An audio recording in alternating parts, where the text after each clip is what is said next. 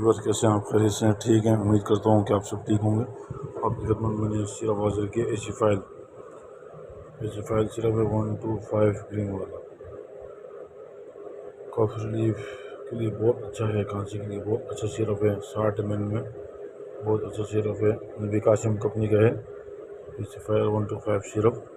बहुत ही ज़बरदस्त सिरप है, बहुत ही अच्छा सिरप है। इसकी प्राइस 93 है और सुबह शाम एक चम्मच मकदार के हिसाब से लिखा हुआ है सारा। बहुत ही ज़बरदस्त, बहुत ही अच्छा सिरप है। इसको ट्राई करें, सस्ता भी और अच्छा भी।